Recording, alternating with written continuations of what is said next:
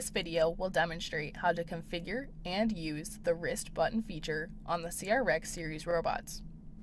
The wrist button feature provides a simple and easy way to turn on manual guided teaching, use teaching operations, and perform other functions without holding the tablet teach pendant. When this option is installed, there are 3 wrist buttons located on the J6 flange that are programmable to the user's preferences. This feature is available for all standard CRX robots. The addition of this feature requires a new internal mechanical cable and a new flange with the wrist buttons. The EE port remains available for plug-in devices, and there is no change to the payload or IP67 rating. When the wrist button hardware is added, it will also require the software option S569 to be added. This function is available starting at version 9.4 P56 for all standard CRX models.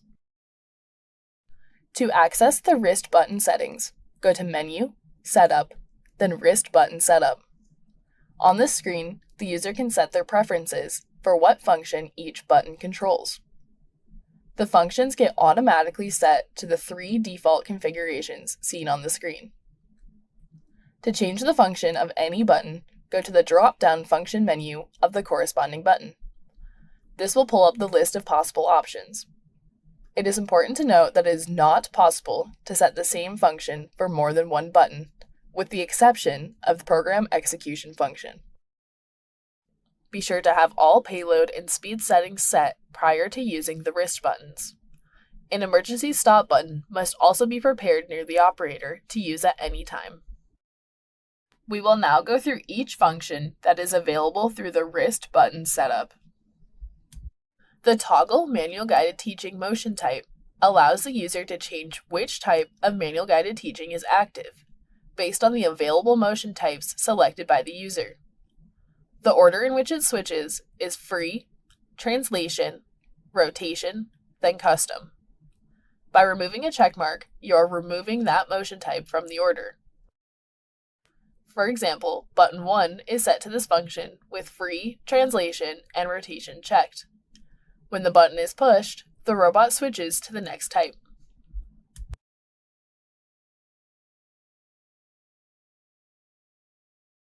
The Start-Stop manual guided teaching option allows the user to enable or disable freehand teaching by pressing the button.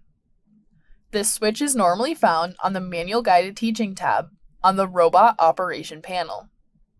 Button 2 is set to this function by default. When I press the button, the freehand teaching switch toggles on, and I can move the robot by hand. The weight switch for manual guided teaching allows the user to confine the teaching weight to a specified percentage while holding the button down. When the wrist button is released, the teaching weight returns to the previous value.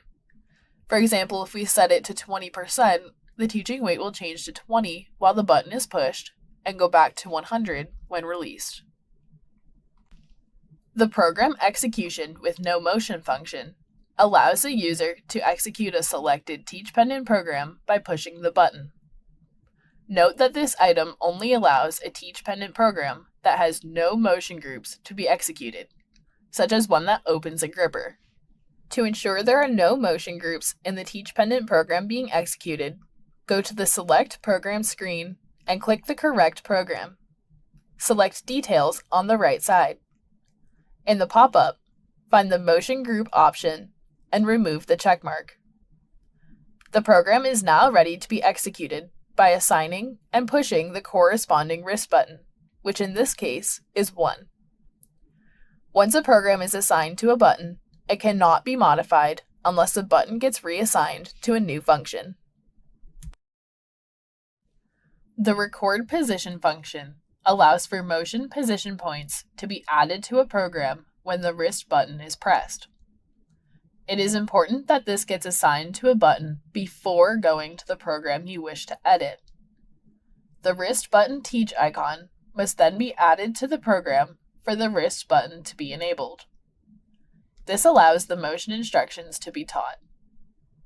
In the Details tab of the icon, the user is able to change the motion type, speed, or route of the points being recorded.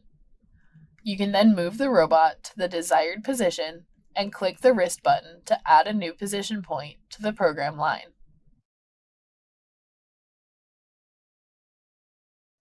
In this example, I am creating a pick and place program by using the wrist buttons. Manual guided teaching was first enabled with button 1, then set to translation with button 2.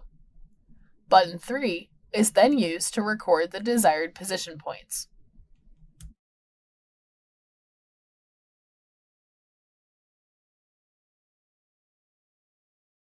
Having only added 2 gripper instructions to the program line, the robot will now execute the pick and place program taught by the wrist buttons.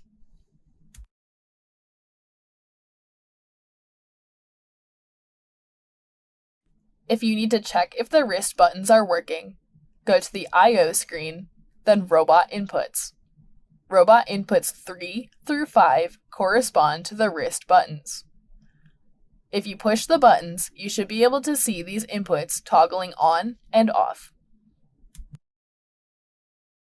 For further readings on the CRX wrist button function, go to the Tablet UI Operator's Manual under Section 11, Wrist Button Function. Thank you for watching.